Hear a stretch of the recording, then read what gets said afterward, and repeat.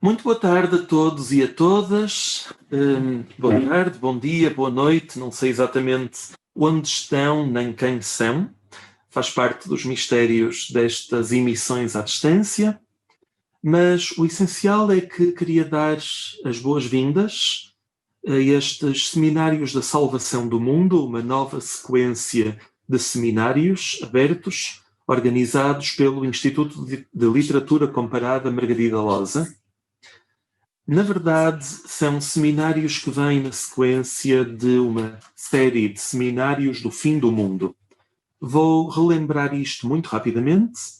Em 2012, no dia 21/12, supostamente o mundo deveria acabar segundo uma suposta profecia maia, mais ou menos enigmática.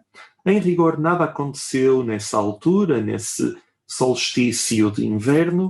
Para todos os efeitos, foi um dia divertido, festejado, com alguns sustos, mas o mundo não terminou, acho eu. E como tal, a partir daí desencadeámos uma sequência de estudos chamados Estudos sobre o Fim do Mundo, Seminários do Fim do Mundo, e entre 2013 e 2018 houve 24 seminários com cerca de 4 pessoas, enfim, 3 pessoas de cada vez, e destes seminários surgiram textos que acabaram por ser publicados também. Estão disponíveis online no site do Instituto de Literatura Comparada e, como tal, eu posso partilhar, aqui está, posso partilhar o próprio link que podem ler em baixo, que permite aceder aos 14 libretos que reúnem várias dezenas de ensaios sobre o fim do mundo, do ponto de vista da literatura, da filosofia, da política, do cinema, da antropologia, da história das religiões, etc.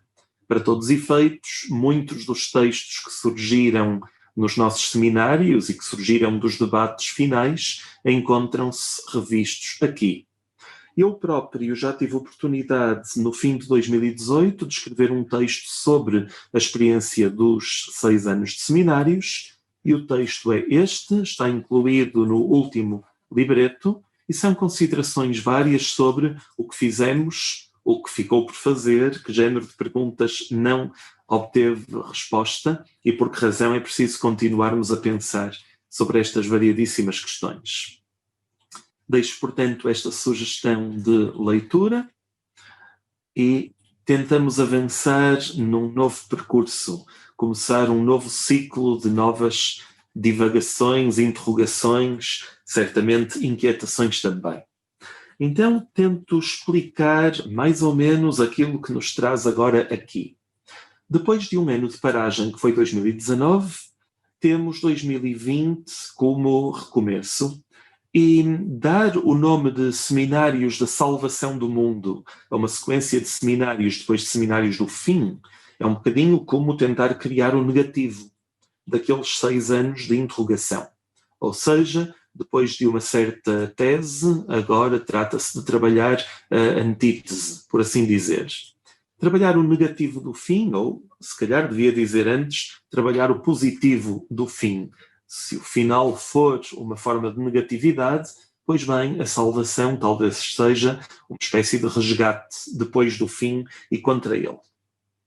Já agora aproveito também para dizer que, conforme sabem algumas pessoas que têm acompanhado os trabalhos do Instituto de Literatura Comparada, nós já tentámos começar estes seminários em março, respeitando aquele ciclo de equinócios, solstícios, 4 vezes por ano um encontro. Pois bem, março de 2020 deveria ter sido o início da salvação do mundo, por assim dizer. Simplesmente a pandemia arruinou qualquer possibilidade de um encontro presencial e mesmo a própria divulgação online de materiais foi de repente bastante complicada e implicou um grande improviso. Em suma, achamos todos que mais valia adiar um bocadinho todo este nosso trabalho e recomeçar nesta altura. Portanto, intensivamente agora, em 4 semanas seguidas, 4 quartas-feiras, poderemos ter várias pessoas falando sobre a ideia de salvação. E claro, poderia imediatamente abrir já todo um parênteses sobre as relações entre o fim e a pandemia e a salvação, etc, etc. E teríamos aí já pano para mangas. Mas acho que irei por outro caminho. O que pretendo deste primeiro seminário é uma deriva bastante livre a partir da ideia de salvação, que está longe de ser uma ideia simples. Aliás, posso dizê-lo de maneira muito, muito pessoal, porque já tentei escrever sobre a ideia de salvação, sobre o significado do verbo salvar, e, sinceramente, acho que encontrei um limite da minha escrita e do meu pensamento. Acho que é particularmente difícil explicar aquilo que entendo por salvar. Acho que é muito difícil pensar a ideia de salvação. E talvez valha a pena dizer já que a palavra é plural e polissémica e ambígua e contraditória. Ou seja, pessoas diferentes, em contextos diferentes, usam a mesma palavra para retirar dela efeitos completamente distintos. E isto interessa-me muito, por que razão usamos o mesmo verbo para designar operações diferentes e chegar a lugares eventualmente irreconciliáveis. Agora, dito isto, também não pretendo, nem poderia, resolver todos os problemas desta palavra. Bem pelo contrário, estou interessado numa certa lentidão e dúvida e tábua rasa e voltar a perguntar-me o que é salvar. E com isto, começo a minha deriva, que começa por ser quase uma lista de acessões da palavra. Como e quando e porquê se usa e em que sentido se usa o verbo salvar. E vou propor imediatamente uma divisão entre dois grandes usos. Por um lado, a expressão salvar vidas, que conhecemos, por outro, a expressão salvar almas, que vem de um outro lugar e uma outra linguagem. E para já estou interessado na ideia de salvar vidas e frases que incluem a expressão salvar vidas, vamos salvar vidas, estamos a salvar uma vida, etc.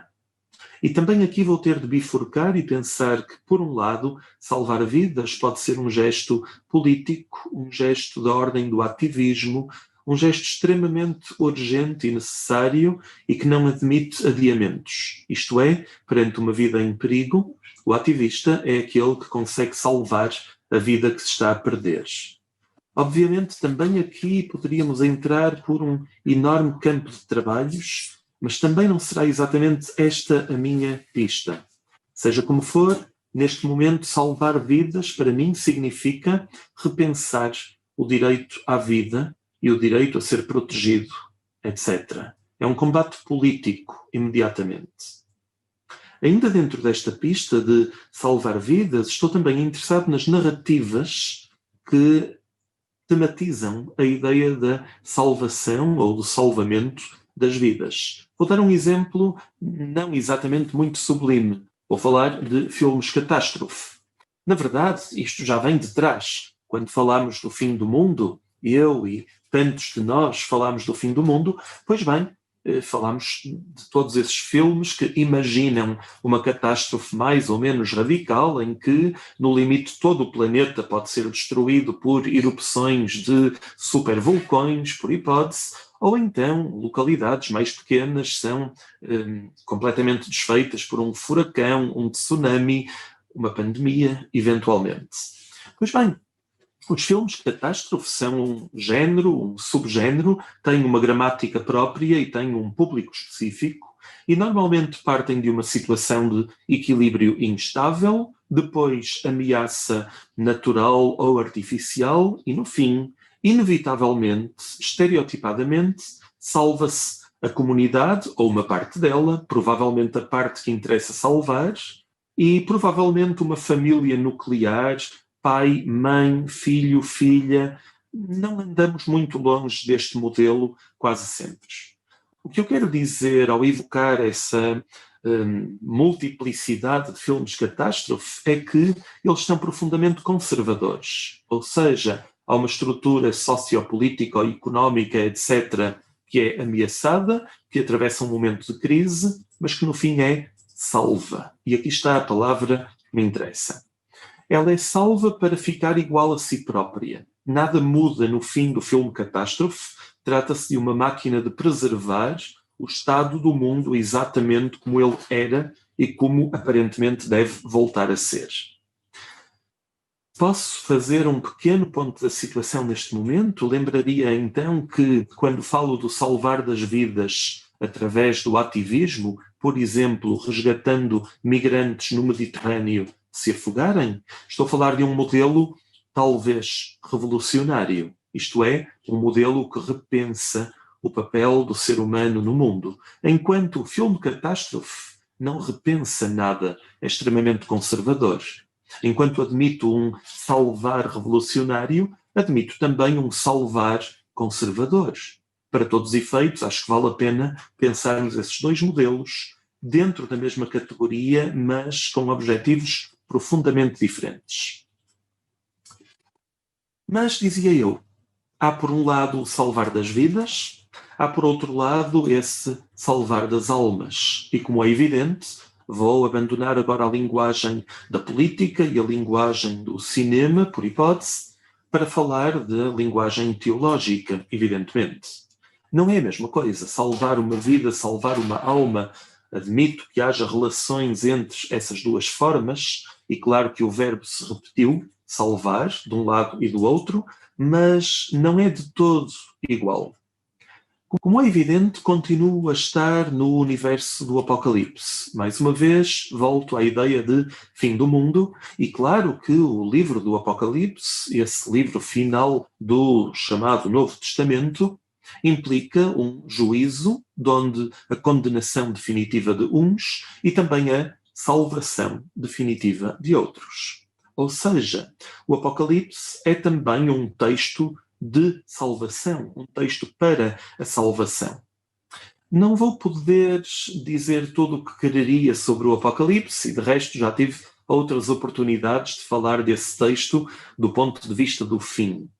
Mas neste momento interessa-me relembrar que esta mesma leitura do Apocalipse e do juízo final, do fim dos tempos como salvação, já tem sido desafiada por alguns autores do ponto de vista do ressentimento. Como assim? Vou buscar a palavra a Nietzsche, evidentemente, mas estou mais interessado num grande nietzscheano que é D.H. Lawrence, autor de um livro chamado, precisamente, Apocalipse, e que é uma leitura contemporânea do Apocalipse original de João de Patmos. De que é que se trata? Segundo D.H. Lawrence, o Apocalipse é um texto que pretende uma vingança, ou seja, é um texto escrito por um homem ou um conjunto de homens e, quem sabe, mulheres, que estão exilados, perseguidos, para todos os efeitos, eles estão no fim do mundo, de um ponto de vista político. E, como tal, o livro do Apocalipse seria um trabalho de vingança contra os opressores. D.H. Lawrence é extremamente severo, claro está, dentro desta pista, e obriga-nos a reler o Apocalipse de uma maneira surpreendente. Para todos os efeitos, a partir daqui, o Apocalipse pretende salvar uns contra a condenação dos outros, e de repente temos também de tematizar um salvar como ato de justiça, salvar os justos, mas também um salvar que implica condenar. E se calhar os juízes desta condenação têm uma agenda política plenamente ativa. O que torna tudo, acho eu, bastante complicado. Mas volto um pouco atrás e abandono D.H. Lawrence neste momento. Interessa-me pensar este salvar que exige um para lá dos tempos, para lá do fim dos tempos. Salvar seria aquilo que só pode acontecer junto da eternidade, porque o livro do Apocalipse descreve o fim da cronologia, mas o início do eterno, se é que o eterno admite um início. E claro que aqui temos um campo de trabalhos praticamente inesgotável, ou seja, a ideia de que a salvação se vai prender com uma defesa de algo que está para lá da humanidade e para lá do tempo humano. A este nível, tenho dois exemplos literários que quero muito partilhar convosco. Mais uma vez, como tal, compartilho tela.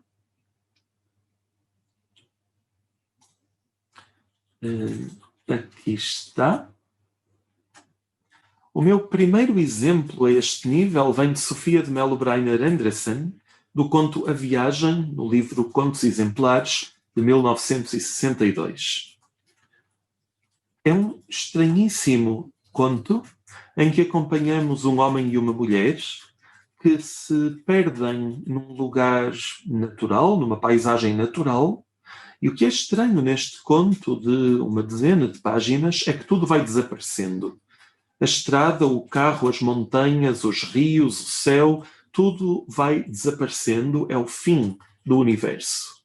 Até que na última página, nos últimos parágrafos, a protagonista está sozinha, o próprio homem desapareceu também, e de repente temos estas linhas finais. Compreendia que agora era ela que ia cair no abismo. Viu que, quando as raízes se rompessem, não se poderia agarrar a nada, nem mesmo a si própria, pois era ela própria o que ela agora ia perder. Então virou a cara para o outro lado do abismo. Tentou ver através da escuridão, mas só se via escuridão. Ela, porém, pensou, do outro lado do abismo está com certeza alguém. E começou a chamar. E assim termina o conto. E é um terminar que deixa absolutamente em suspenso algo da ordem do indizível, porque depois deste chamar, eu não sei exatamente o que se poderia dizer mais. Seja como for, é o fim do mundo, claro, mas desta vez eu estou muito mais interessado na perspectiva desta salvação, ou salvamento, da personagem, e o que acho impressionante aqui é que a salvação tem de vir do outro lado do abismo. Cito palavras da própria Sofia. Evidentemente, trata-se de um texto de inspiração religiosa. Não é inteiramente explícito, claro está, a linguagem não é expectavelmente teológica aqui, lado do abismo parece até bastante terreno, por assim dizer, mas certamente não é. O único socorro perante este fim, a única salvação possível, diz o conto de Sofia, é esse outro lado escuro, ausente. E nem sequer é seguro que haja realmente alguém do outro lado, embora a personagem o afirme. Ela arrisca dizer que, sim, do outro lado do abismo está com certeza alguém. Como sabe, o que prova isto? Não há qualquer fundamento aqui, mas ela começou a chamar. E neste momento não há mais nada para dizer no texto de Sofia. Há o chamamento só, e não sabemos se há resposta. Em rigor, não sei se importa muito que haja qualquer tipo de resposta. Tenho um segundo exemplo muito dialogante com este. Trata-se de um texto de Daniel Faria. Tento partilhar a tela. Espero que esteja a resultar. Não? Sim, consegui. Daniel Faria, o livro do Joaquim, publicação póstuma em 2007, incluindo pequena história em versículos do rapaz e do lobo. Todos conhecemos esta história de um rapaz que, para se entreter, anuncia os lobos que descem a montanha. Na verdade, não há lobo nenhum, é apenas uma brincadeira, uma malvadeza do rapaz.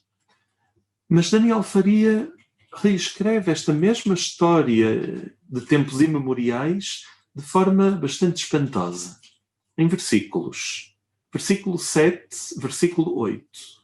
Mas um dia estava o rapaz em casa, um lobo veio muito de mansinho. O rapaz nem sabe se ouviu ou se gritou e feriu-o bem no coração. O lobo deitou-se depois aos pés do rapaz, e o rapaz, com a mão em sangue, afagava-lhe devagar o pelo, enquanto que com a cabeça encostada ao seu focinho, lhe ia dizendo ao ouvido: socorro, socorro. E assim termina esta fábula reescrita, este conto popular revisto por Daniel Faria, de forma absolutamente surpreendente. Sim, há um rapaz que é atacado por um verdadeiro lobo, afinal, mas onde a história deveria terminar, aliás, com o castigo do rapaz que apostou em falsos alarmes, pelo contrário, o rapaz não é inimigo do lobo. Também não consigo dizer que o lobo seja inimigo do rapaz, embora o mate, embora o esteja matando. O rapaz afaga devagar o pelo do lobo e pede socorro, mas não à comunidade humana, é dentro dos ouvidos do lobo, é no focinho do lobo, é nos olhos do lobo que o rapaz grita por socorro. E aquele que deverá vir socorrer o rapaz, o pastor, aquele que deverá vir socorrê-lo, está dentro da própria ameaça, está dentro da própria morte. É um pouco como chamar por socorro do outro lado do abismo, porque o lobo aqui é o abismo do ser humano.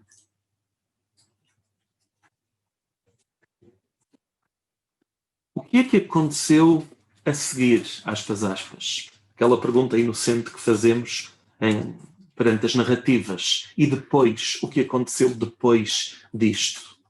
Não aconteceu nada, porque eu acabei de ler as últimas linhas do conto de Sofia, da parábola de Daniel Faria. Não há nada para acontecer a seguir. Não importa de todo se algum socorro ou salvação chega. O que interessa é que alguém pede socorro, alguém chama por um nome. Eu não sei exatamente se estas duas personagens querem ser salvas ou se estamos para lá da mera salvação. E ainda por cima pode não ser o objetivo final destas personagens. Vou tentar explicar-me e continuo dentro do campo teológico, evidentemente. Desta vez vou até os Evangelhos. De novo, espero estar a partilhar a tela. E leio Mateus 16, 25. Palavras de Cristo. Quem quiser salvar a sua vida, perdê-la-á, mas quem perder a sua vida por minha causa, encontrá-la-á. Na verdade, encontramos o mesmo enunciado, quase igual, em Marcos, Lucas e João. João bastante diferente. Vou ficar apenas com o primeiro exemplo. Funcionamento muito paradoxal do verbo salvar aqui. Funcionamento estranho, enigmático, por assim dizer. Para salvar a vida é preciso perdê-la, e quem perder a vida, salvá-la-á. Se posso citar e parafrasear e, de algum modo, fundir as 4 citações numa só. Estranho, ainda não tínhamos encontrado isto nos exemplos anteriores, ainda em nenhuma das histórias ou contos ou narrativas políticas ou teológicas, ainda não tínhamos encontrado exatamente esta formulação. Quer dizer, a partir daqui começo a infletir para um sentido não económico da salvação. Ou seja, a partir deste momento estarei muito pouco interessado em confundir salvar com guardar ou conservar. Pelo contrário, o que tenho aqui em registro bíblico é que salvar e perder são dois verbos muito mais próximos do que poderia parecer. Afinal, para salvar é preciso perder primeiro, ou perder tem de acontecer antes de salvar, e talvez salvar implique perder, e talvez todas estas frases sejam paradoxais, mas elas incluem uma lógica muito própria, a saber, o salvar não pode ser estratégico, não pode ser apostar dinheiro em ações na bolsa, aguardando por um rendimento. O salvar, segundo estas frases, não pode ser uma garantia. Ele tem de ser um risco. É preciso começar por arriscar a perda aqui. Aquele que decide salvar a sua vida para a ganhar, aquele que arrisca até perder a vida para depois a resgatar, na verdade, já terá perdido tudo. Ou seja, parece-me que estes enunciados exigem um salto paradoxal, salto de fé, diria Kierkegaard, muito mais tarde, claro está, mas, em primeiro lugar, interessa-me aqui o risco de saber perder sem esperar nada em troca. E claro que a partir daqui teríamos de entrar pelo território da chamada teologia negativa e teríamos de falar da morte de Deus, claro. Morte de Deus que começa a ser trabalhada em Lutero e que tem o seu aspecto mais espetacular em Nietzsche, evidentemente. Em rigor, eu prefiro evocar muito brevemente a figura de Kant. Kant tem vários textos sobre religião e sobre moral que partem de uma ideia particularmente perturbadora, a saber, para Kant, o único ato moral é aquele que se realiza debaixo da morte de Deus. Quer dizer, apenas se pode ser moral quando se admite que não há Deus. Quer isto dizer? Quer dizer que para aquele que acredita em Deus e no paraíso, qualquer ato moral será recompensado. E, portanto, o ato moral é realizado na expectativa da recompensa. Deste instante, ele deixa de ser moral. Ele passa a ser interessado. E, portanto, já não gratuito. E, portanto, Kant, que não é de todo um pensador ateu, parece-me, ainda assim, Kant considera que é necessário aceitar a morte de Deus para começar a moralidade. A salvação exige primeiro esse gesto do assassinato de Deus, ou pelo menos a perda de Deus, o abandono de Deus, etc. Quero continuar. Deixo algumas pontas soltas aqui, mas uma vez que entrei pelo campo do paradoxo, interessa-me manter o paradoxo aceso e não resolvê-lo por um qualquer passe de magia. Pelo contrário.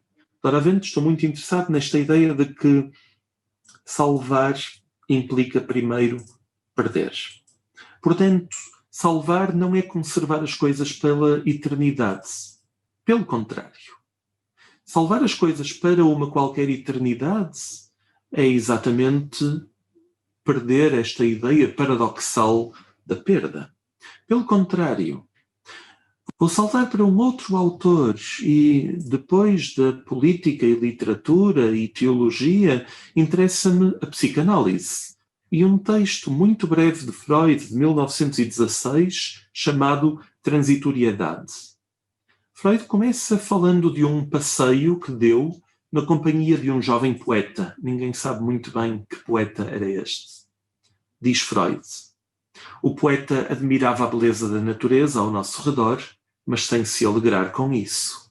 Perturbava-o o pensamento de que toda essa beleza estivesse destinada a perecer, que acabasse por morrer no inverno, tal como toda a beleza humana, tudo o que de belo e sublime as pessoas tivessem criado ou pudessem criar.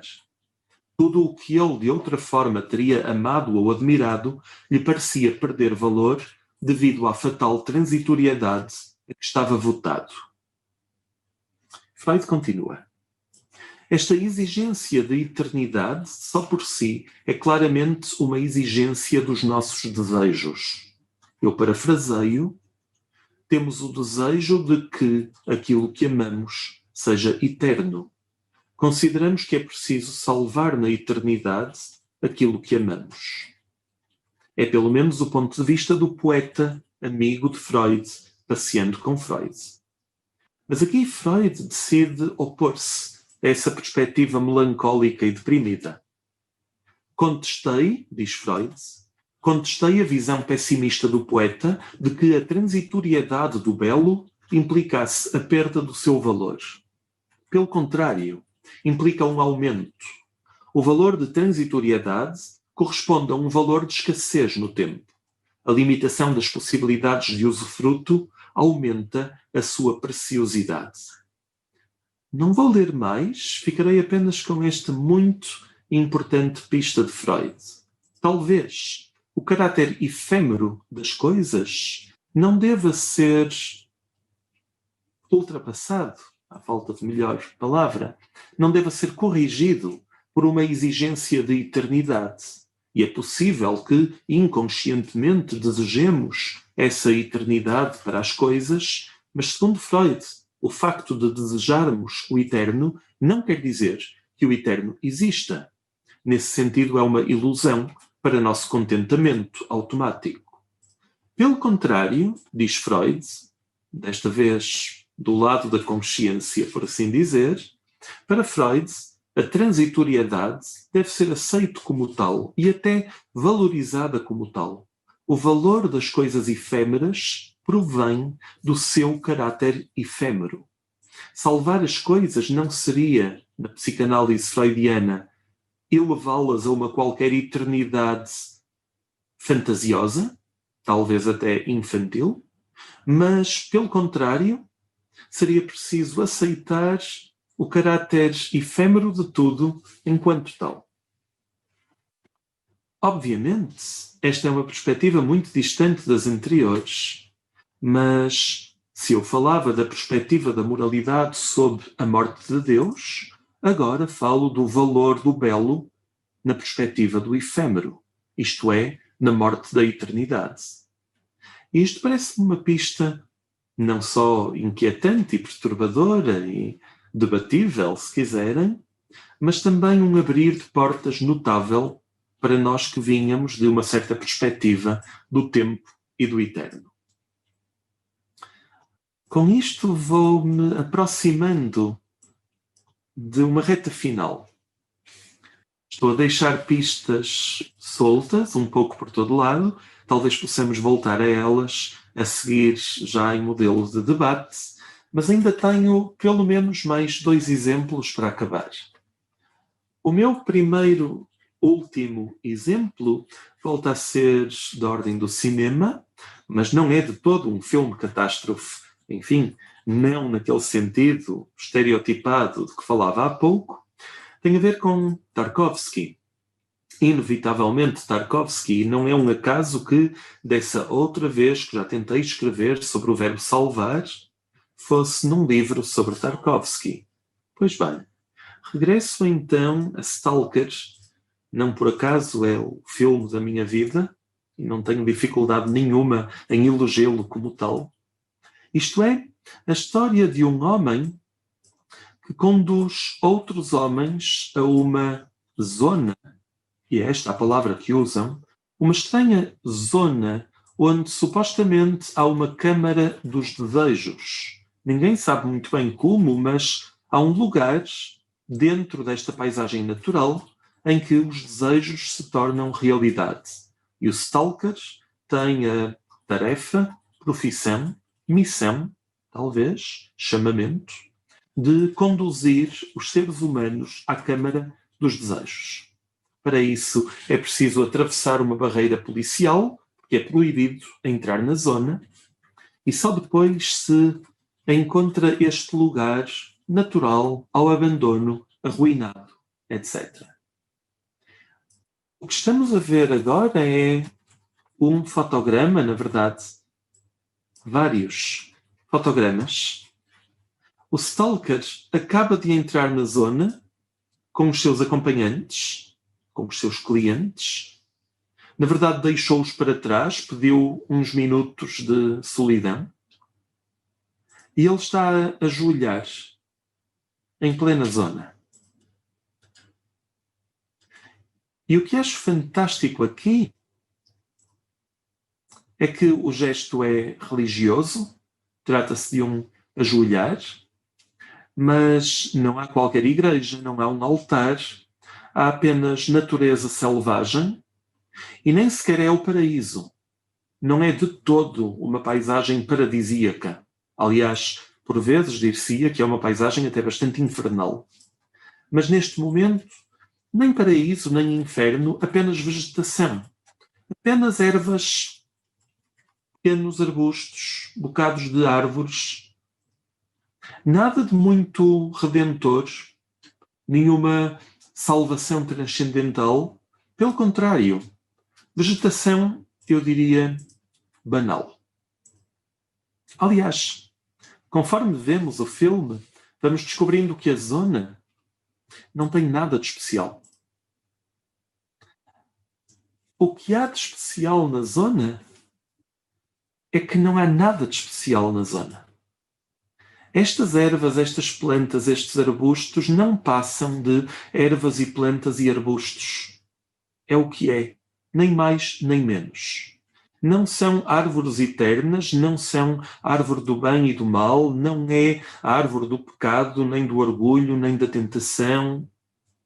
Não, é uma pequena paisagem absolutamente neutra e, contudo, o Stalker não pede nada mais a esta paisagem. E diz-nos, de algum modo, que qualquer paisagem, qualquer lugar profano, pode ser a zona. Qualquer lugar onde nós estejamos, algum lugar por onde nós passemos, pode ser a zona. Não tem de ser um lugar sagrado. Sagrado como particípio passado do verbo sagrar. Não tem de ser um lugar salvo. Pode ser um qualquer lugar. Pois bem, aí está a zona. Aí nós entramos na zona. Na verdade, o filme é muito subtil e acabamos por descobrir também que o próprio Stalker, em rigor, entende este lugar de ajoelhamento talvez como um meio, não como um fim. Na verdade, ele próprio está a tentar gritar um nome obscuro através desta paisagem. E o filme sugere, no fim, que o verdadeiro herói não é nenhum dos intelectuais que o Stalker conduz, não é o próprio Stalker, não é a criança, mas sim a mulher do Stalker. Esta mulher que nunca entra na zona, esta mulher que o próprio marido não se lembra de levar até à zona, esta mulher que não pede nada, muito menos a eternidade, esta mulher está salva. Apenas ela está salva. O meu último exemplo tem a ver com isto, tem a ver com pequenas ervas, pequenos arbustos, bocados de pedras, aquela montanha, um pouco de céu, uma maçã, coisas. Coisas efêmeras, coisas que poderão secar, poderão morrer, poderão apodrecer, mas que em si próprias estão salvas, aquém de qualquer eternidade. Coisas que são coisas, maçãs que são maçãs, simplesmente. A zona que é simplesmente a zona e que está instantaneamente salva por isso mesmo.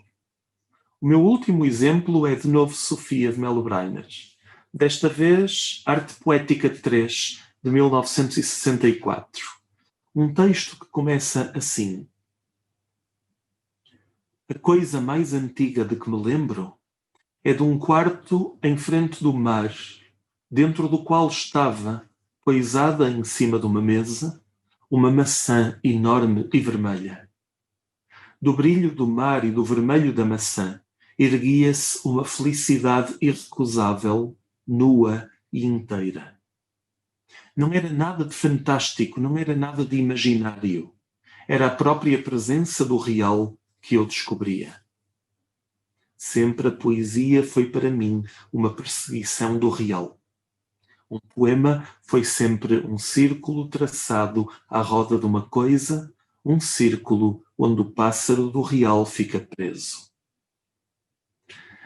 Estas são linhas que nós todos conhecemos e que já lemos muitas vezes, mas linhas às quais volto vez após vez porque elas são muito mais enigmáticas do que poderiam parecer. E às vezes são enigmáticas até pela aparente simplicidade delas. A coisa mais antiga de que me lembro, a primeira coisa de que me lembro, passe a paráfrase, é esta: um quarto, um simples quarto no planeta Terra, em frente do mar. O mar tal como ele é. quarto, dentro do qual estava poisada em cima de uma mesa uma maçã enorme e vermelha. E tudo isto é grande como o mar e pequeno como uma maçã, mas, sobretudo, é terreno e profano e concreto e aqui e agora, ou ali e então. E, contudo, se é que devo usar uma adversativa aqui, erguia-se dali uma felicidade irrecusável, nua e inteira. O que me parece importante sublinhar aqui é que esta maçã vai apodrecer. O mar continuará, de certo, enquanto houver planeta Terra, mas esta maçã não vai durar muito. Esta maçã já apodreceu. Não há nenhuma eternidade para esta maçã, e salvar a maçã não é conservá-la como uma ideia platónica, por hipótese, ou numa eternidade celeste espiritual. De todo. A maçã é efêmera e transitória, para usar a palavra de Freud novamente, e contudo ela é vermelha e contudo ela é irrecusável, nua e inteira, como a própria felicidade. Salvar a maçã não é conservá-la de nenhuma maneira natural ou artificial, não existe semelhante. Não. A salvação da maçã é ser simplesmente maçã. E quando ela é vermelha, que ela seja infinitamente, inteiramente vermelha.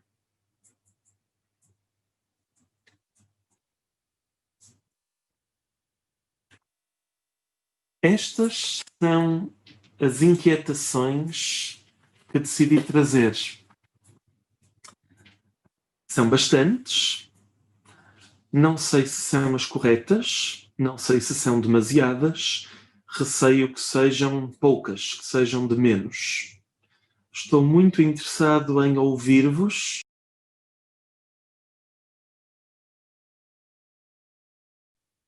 Primeira pergunta. Boa tarde, Jéssica. A Jéssica diz: achei interessante considerar banal a zona no filme Stalker, pois não será possível considerar esse lugar, que é a própria natureza, enquanto gênese da própria salvação. Sim, Jéssica, muito obrigado pela pergunta. Claro que é um lugar excepcional e, de resto, é um lugar proibido. Ninguém pode ir lá. Há toda uma máquina de proibições em torno da zona.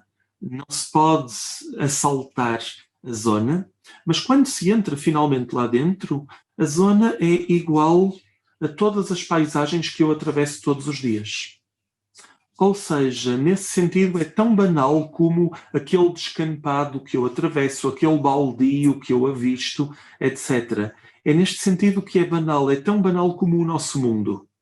Mas o que o filme faz, e faz de maneira assombrosa, é mostrar que o nosso mundo não é banal.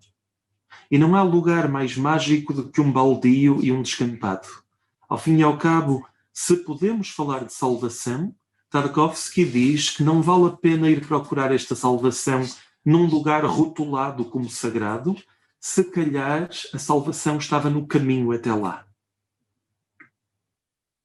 Amadeu Oliveira Fraga.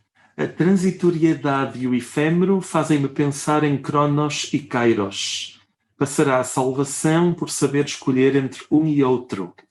Pedro Ferreira. Olá, Pedro. Olá, Amadeu. Será que há diferença entre um e outro? Saber escolher entre Cronos e Kairos, entre o profano e o sagrado, entre o banal e o mágico.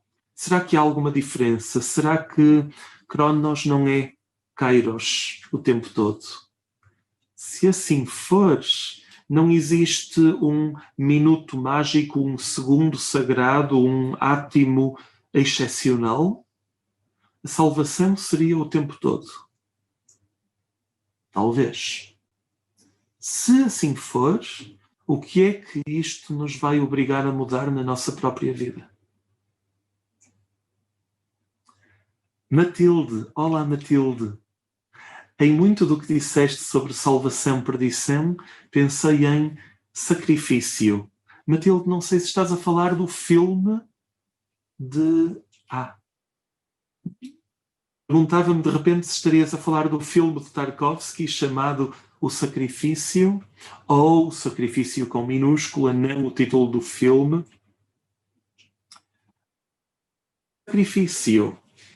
Sacrifício e sagração, duas palavras muito próximas. Tornar sagrado, oferecer em sacrifício.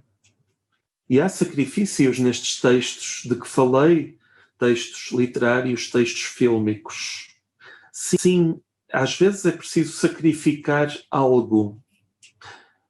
Na verdade, vejo a salvação como muito próxima, muito imediata. Uma salvação que não pede sacrifício nenhum. Está imediatamente gratuita e exposta e aí, sem pedir sacrifício. Matilde, acrescentas depois, e eu volto já atrás, volto já ao comentário da Alexandra Ruivo e da Fátima Outeirinho, não renúncia, mas desobediência. Sacrifício, não renúncia, mas desobediência sim. Obediência às coisas, talvez. Desobediência aos rótulos, certo. Alexandra Ruivo, perdão. Estou quase a não conseguir ler a pergunta. Está a desaparecer no scroll. Salvação e perda. Não, acho que consigo recuperar. Sim, claro que consigo. Olá, Alexandra.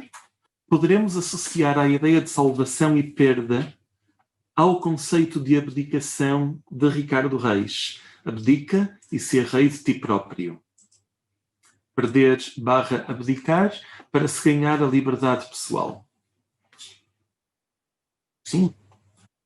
Mas não há um orgulho subreptício em Ricardo Reis? Ser rei de ti próprio? Abdica por um lado, mas torna-te rei por outro lado? Não haverá aqui o tal ressentimento nietzschiano? Abdica do mundo porque não o podes conquistar, mas vinga-te do mundo sendo rei de ti mesmo? Tenho muitos problemas com o Ricardo Reis, suponho que se nota. Fátima Outeirinho, as questões estão no YouTube. Fátima, não sei se compreendi. Informativo. Vou continuar. Cristiana Correia, olá Cristiana. No filme Stalkers, a Câmara dos Desejos seria a própria natureza ou o desejo é apenas uma distração para a salvação? É uma pergunta infinita. O filme tem todas as pistas do mundo para nós o lermos de muitas maneiras contraditórias. É possível que não haja câmara nenhuma. Que há natureza parece-me mais ou menos óbvio. A câmara dos desejos pode ser uma ilusão humana. Pode ser até uma perda de tempo. Será que é preciso peregrinar para uma qualquer câmara dos desejos? Ou será que não é de todo necessário procurar seja o que for, porque já estamos lá? Matilde, Jéssica, sim. Sim, Matilde, sim. A zona fica nas minúsculas, sem dúvida. E tudo é minúsculo, e é por isso que tudo é maiúsculo. Inês, acha que falou mais de salvação individual ou salvação do mundo? Pergunto isto porque me lembrei muito ao ouvi-lo do filme No Coração da Escuridão, de Paul Schrader. Sim. De novo, haverá diferença? O mundo é mundo para cada indivíduo. Nós inventamos o nosso mundo. Salvar o indivíduo talvez seja salvar o mundo. E se calhar não é preciso fazer muito para salvar esse mundo individual. Sim, claro que há decisões e ações e pontos de vista e riscos, apostas e pode-se perder tudo e pode-se ganhar tudo também. De maneira nenhuma eu pretendo inventar aqui uma narrativa quietista ou desistentista que diga que nada vale a pena. É exatamente o contrário. Tudo vale a pena, ao fim e ao cabo. Mas valer a pena não significa que é preciso alterar o mundo ou corrigir o mundo, muito menos com um passe de magia. Quer dizer, o indivíduo no mundo tem uma tarefa enorme, que é estar perante o mundo. Imediatamente. Claro que há combates políticos extremamente urgentes, claro que há correções sociais que são fundamentais, etc. Mas o que me interessa aqui é que, perante a maçã vermelha, algo já está salvo, imediatamente. Olá, Patrícia. Dizes, interessei-me muito por esta ideia de escolher perder para salvar o outro, a outra, ao outro, à outra, ou salvar-se. Pergunta, e os que não podem escolher, salvam-se também?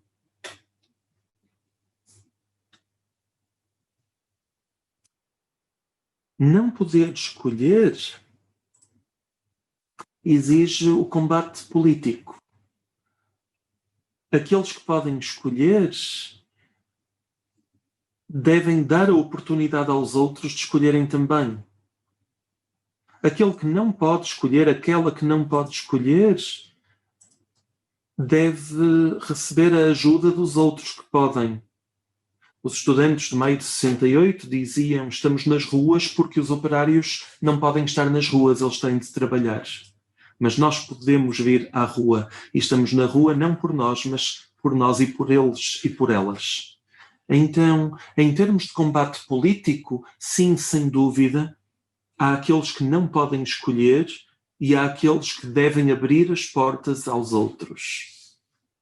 Por outro lado, quem sabe se a maçã vermelha está, apesar de tudo, disponível à espera de nós todos. Um abraço grande, Patrícia, também. Elizabeth Marques, olá, boa tarde. Poema de Luísa Neto Jorge, Magnólia. Será a salvação, a exaltação do mínimo. E o que é aquela magnólia? E em nome de que está ali aquela magnólia? E será que a magnólia é ela própria? E será que o mínimo é mesmo o mínimo? Ou o mínimo será o máximo? E dentro da magnólia está tudo. Sim, a exaltação do mínimo que já está aí. O mínimo que está imediatamente salvo e não é preciso acrescentar nada ao mínimo. Sim, aquele explodir da folha caramelizada da magnólia. Sim, está tudo ali. Nós estamos em pleno outono e o outono, claro, é desde as composições da escola primária um momento do efêmero, da perda, as árvores que perdem as folhas, etc. Não é preciso colar as folhas na magnólia outra vez. Se as folhas caírem, se os frutos caírem, não interessa de todo colá-los lá. Aí, como diria Pons, é preciso ir comê-los. Patrícia, Elizabeth, sim, a restituição da forma, o resplendor. Sim, o resplendor é importante. Sim, temos muito a aprender com o resplendor do fruto, da flor. Quem diz a magnólia, diz a macieira, diz o mar, diz o tempo, diz a morte, diz o desaparecimento. E, de novo, que haja aqui uma abertura de possíveis, que toda esta deriva sobre a salvação seja não uma quietude, mas um colocar em movimento. Não é corrigir a magnólia, é entender que a magnólia já está numa viagem. A magnólia já está em evolução, transformação, e isso é bom, e isso está correto. E não nos cabe a nós qualquer forma de jardinagem artificial. Há também aquela parábola, justamente no filme O Sacrifício, o protagonista que diz que um dia decidiu corrigir um jardim perante a mãe que estava a morrer. Ele decidiu salvar o jardim, compor o jardim. Era uma prenda. E quando finalmente voltou a olhar para o jardim pela janela, descobriu que tinha violentado o jardim. Tudo o que ele tinha feito em termos de podar, transplantar, etc., tinha sido uma intervenção que, na verdade, tinha estragado o jardim. Era uma forma de violência contra o jardim. Na verdade, quando se pretende criar a forma eterna do jardim, estamos a perder a zona que já estava lá.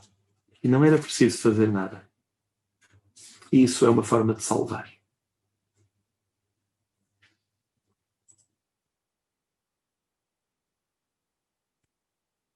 São 7 horas e eu penso que as perguntas terminaram. É certo que há aqui um pequeno desfazamento, mas não, suponho que o bate-papo neste momento parou. E de resto, o que tinha previsto para esta sessão era sensivelmente 1 hora. Muito bem. Parece-me que por hoje ficaremos por aqui. Ficamos num lugar de grandes dúvidas, espero eu.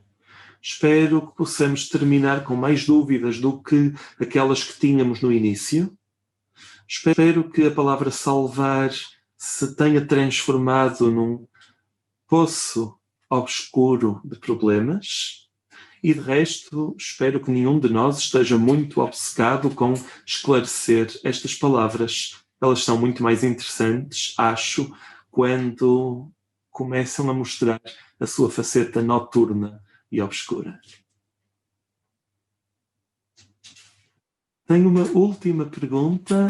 Muito obrigado a vocês. Estou a receber várias mensagens de agradecimento, mas o Daniel Teixeira ainda me interpela. É possível associar a maçã vermelha presente no texto de Sofia à malfadada maçã que Eva come no paraíso? Ao descobrir a maçã, Sofia transgride alguma vontade divina? Daniel, sim, não, talvez, não sei. Em rigor, acho que era assim que eu devia responder a todas as perguntas que têm surgido. É com esta ambiguidade toda. Há pouco, ao falar da zona, referi o paraíso. Mas para negar o paraíso, para corrigir o paraíso, não sei bem como diga isto. Neste momento, a maçã de Sofia calha ser coincidente com essa outra narrativa em torno de um certo pomo divino, proibido, recuperado, salvo, etc. Sim, para todos os efeitos, nunca mais conseguimos olhar para uma maçã vermelha sem revermos uma certa maçã arquetípica. Se Sofia estava a pensar nisso, talvez sim, talvez não nesse texto, talvez sim noutros textos. Neste momento não sei bem responder. Agora, que repercute em nós, de certo. E, para terminar, e se todas as maçãs vermelhas fossem maçãs do paraíso? Todas, mesmo. Esta maçã, aquela maçã, a maçã que comemos, a maçã que apodrece, a maçã que deixamos ficar na árvore, e se todas elas fossem maçãs paradisíacas? Muito obrigado a todos, todas. Muito obrigado pelas mensagens, pelas perguntas de há pouco, pelas saudações de agora. Fico muito contente. É muito bom estar de volta, mesmo se é atrás de um ecrã e com esta minha azelhice de cada vez que tenho de partilhar alguma coisa.